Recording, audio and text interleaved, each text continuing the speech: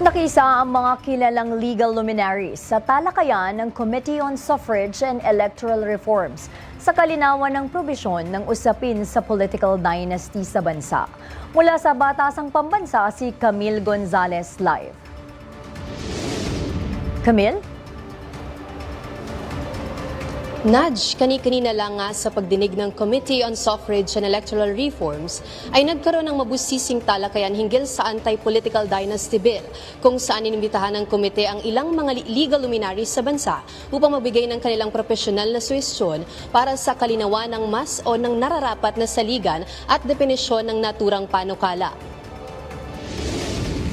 From a constitutional and statutory perspective, what legal justification best supports fixing the prohibition at the second civil degree of consanguinity or affinity, or some others proposals fourth degree fourth degree of consanguinity and affinity. Yan ang isa sa mga paksang mainit na tinalakay ng ilang legal luminaries sa pagdinig ng Committee on Suffrage and Electoral Reforms na pinungunahan ni Committee Chairperson Zia Lonto Adyong sa layong mabigyan ng kalinawan ang mga katanungan tungkol sa legal na saklaw at batayan ng anti-political dynasty bill.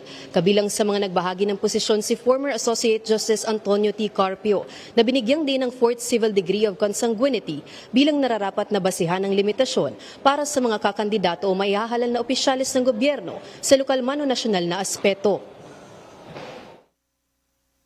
The Constitution recognizes that the fourth degree of consanguinity can be a limitation on appointment. Under the Constitution, the President cannot appoint relatives by consanguinity or affinity within the fourth civil degree. Iginit din ni Carpio na sa ilalim ng anti-dynasty bill, dapat nang limitahan ng hanggang 3 termino lamang ang pagkakaluklok sa posisyon ng sinumang opisyal, habang hanggang 2 termino lamang para sa Senado. Salungat dito, sinabi naman ni former Justice Adolfo Azcuna na angkop sa implementasyon ng panukala kung ang consanguinity level ay hanggang second degree lang. 2 degrees is best suited to dismantle the grip of political dynasties, which are mostly in the provincial level. 2